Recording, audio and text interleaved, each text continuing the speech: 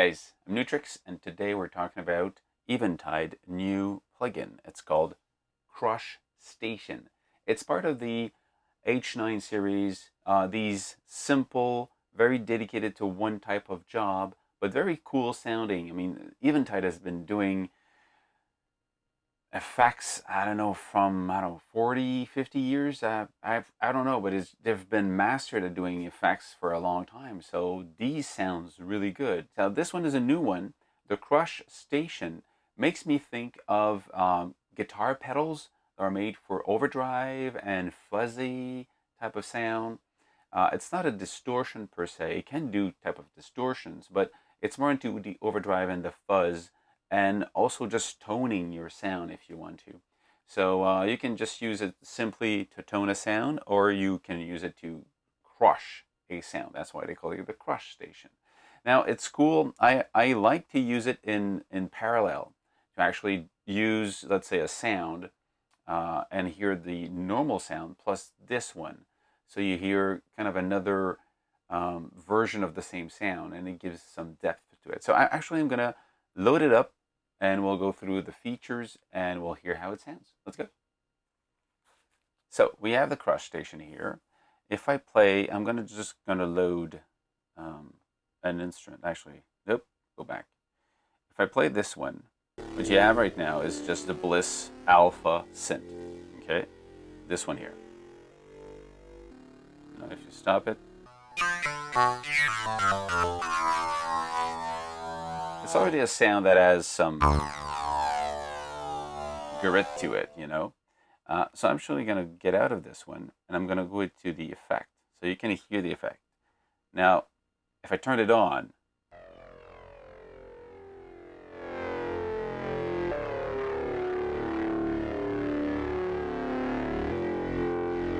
okay.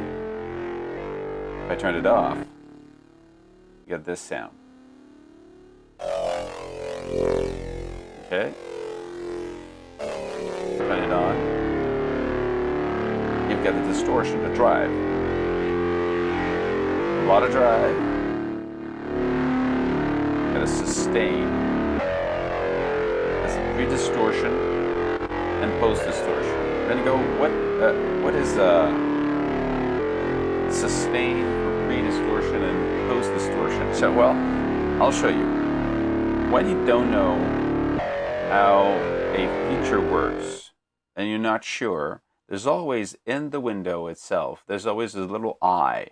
Just over the Eventide H9 plugin series name, there's an eye. You press on the eye and you get direct access to the internal information. So you go, what is a sustain for this? Well, the sustain is a compression sustain. So there's compression in this, but it's just a one knob compression. If you turn it left, it's pre-distortion, so before it would distort, and if you turn it right, it's going to be post-distortion. So this is sustainer. Either you sustain before you're going to clip the sound, distort the sound, overdrive the sound, or you sustain after, and then you're going to sustain the distorted sound, the overdrive sound. So it's different, two different ways to make it, but basically, go ahead with your just by you listen to it. So that's for the pre and post. There's two different type of, they call it sustain, but it's compression. You got the sag. Sag is basically mimicking how old circuitry might sound, either because they were badly designed or they're basically with parts that are gradually dying out. So if you want to create a sound, let's listen to this. That really will start to disappear into, get that, you see it's just trying to die out now. And it's going to be really cool when you combine this with the grit. Grit is basically more bottom, more bass into your drive signal.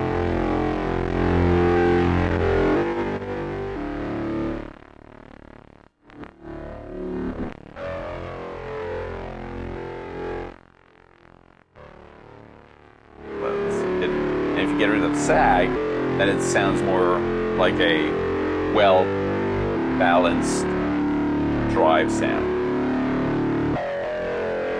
Then you get an octave. Octave is actually adding harmonics up and down.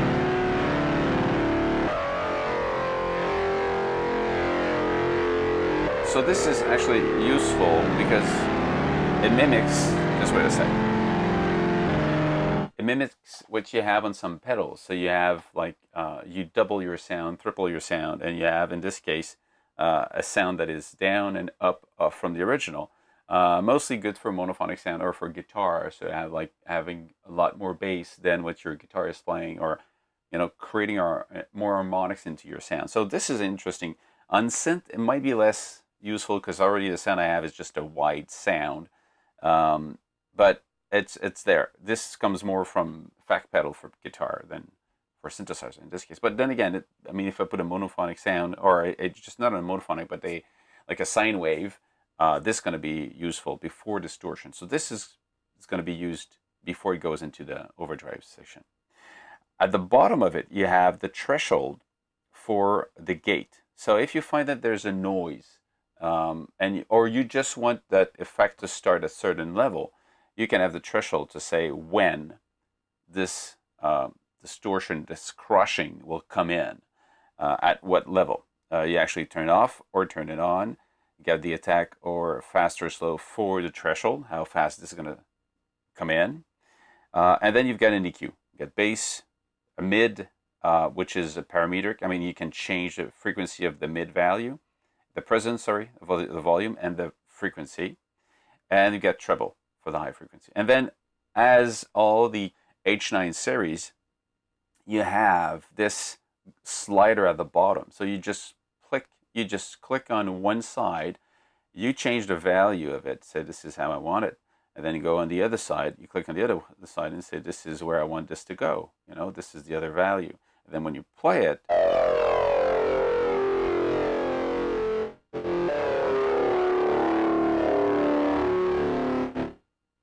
I'm going to bring that, this is too much.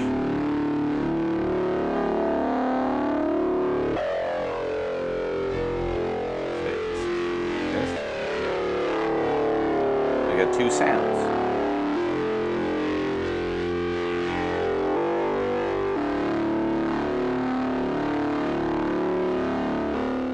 It's really cool. It's another part of what you could do. It's another type of sound you can use. I'll try on the other sound just to play with the sound so you hear it. Let's go and just, I've got the drum here playing. Looking for the crush station, this one.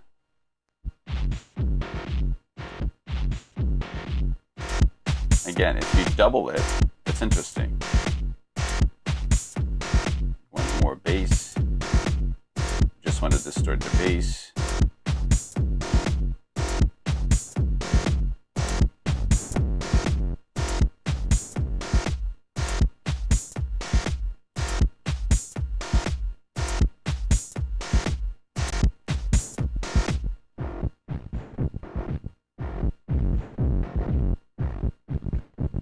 It's almost like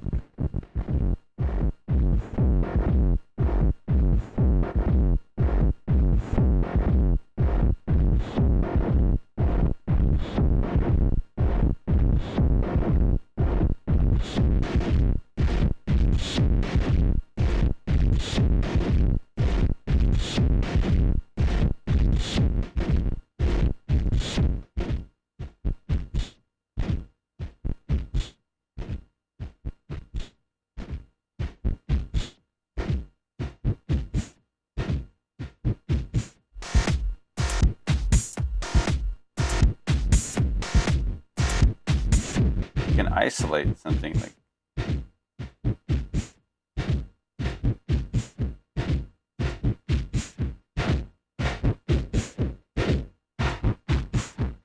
Okay, listen to this. Now if I bring it like that.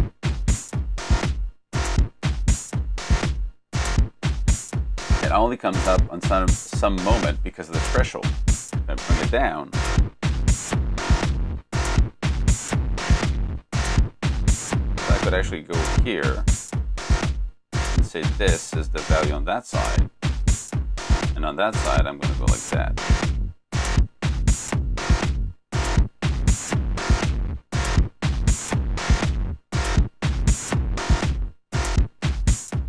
It becomes subtle, and then just because I'm playing with the threshold, this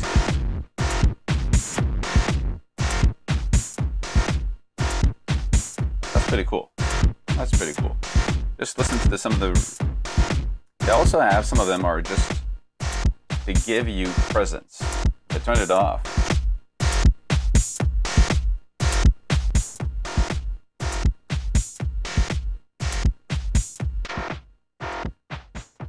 So this is more like giving tone to your sound.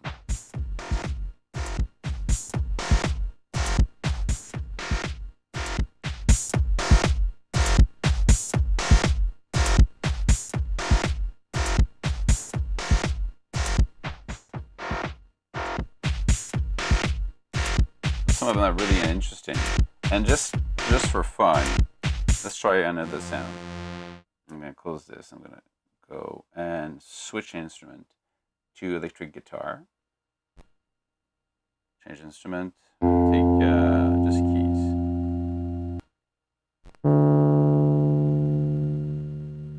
Okay, I want something very simple. Okay, I've got a piano. I've got this piano. Okay, go what? Okay, piano. Let's go. We're gonna add this. Let's go to audio. Where's the crush station? Here you go.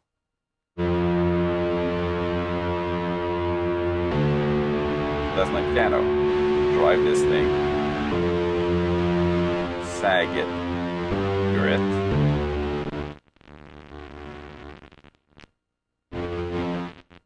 Oh, this is nice. I like this crushing to oblivion because this is super. I mean, for me, this is what I call crushing. That is really cool. Then you can get rid of the sag, the whole presence. It sounds like a guitar, but it comes from a piano. And then if you put the gate on it, you decide when this is going to happen.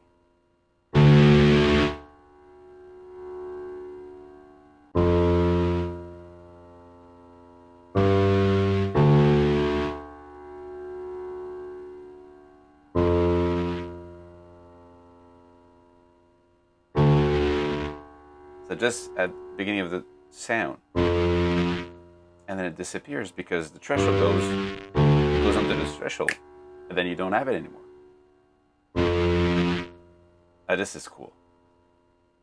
Some way to create some like noise, but not over noisy everything. You just have like still you have that clean piano sound, and you get that. I like it. This is really cool. The threshold here is really fun. The only thing I wish I had, and then I'll talk about this because I really enjoy what Eventide is bringing out, because I mean these plugins, they all sound good. They all have this one little hidden like secret that is cool to have. Like the sag in this one, I love it because it just it gives you that little really noisy, especially in the tail of a reverb. You like stuff is just trying. You hear the equipment going, I want to play it, but it can't. You know, it's. I like that sound. For me, it's a part of having a cool sound that is clean with a distorted, dying out electronic noise. It's always a great way to create depth. You know, this if it's only noisy, you're just wondering how, you know, did you ever did it on voluntarily, or it was just an error. And if it's only clean, it's perfect. But for the style of music I'm into or that I make, I prefer to have always some noise or distortion or, you know, this kind of electronic, a normal sound. But so it means something I like it to be confronted or compared musically to something that is clean. So you hear that that one clean, that one is noisy, like the one we did with the piano. So that's pretty cool. The only thing I wish, because for what I read right now, when you use the Eventide H9 plugins, they're not receiving MIDI. I haven't even tried it. I just read the document that came with it, and that I'm waiting to see that, because honestly, I would love to see that slider at the bottom be recorded, or the knobs be recorded. But mostly, for me, a plugin like this lacks one thing: an LFO, or a external input to receive a MIDI controller to be able to at least move the slider. Maybe not all the knobs, because all the knobs can be assigned to the slider, but the slider should be recordable. Actually, I'm gonna test that right away, see if it works. So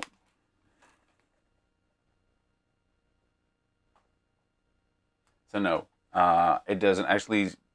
I might have to look into it. Well, but I'm going to try to have somebody from Eventide answer my question. So if you have a question for somebody from Eventide about plugins that they release on the iPad, write them in the comments, and we'll have somebody from Eventide soon answering your question and mine about, LFO, MIDI, and stuff like that, and maybe other things. That's it. If you like what I'm doing, thumb up, share it with your friends, share it online, click the notification bell, and again, write down in the comments if you have other topics you would like me to look into. I have a huge list of things that people are asking me to talk about and to demo, and I'm just overwhelmed by the amount of things I would like to do, but at the time I don't have to do everything. So put it in the list and I'll see when I can do it. That's it, and hope to hear from you soon. Cheers, guys.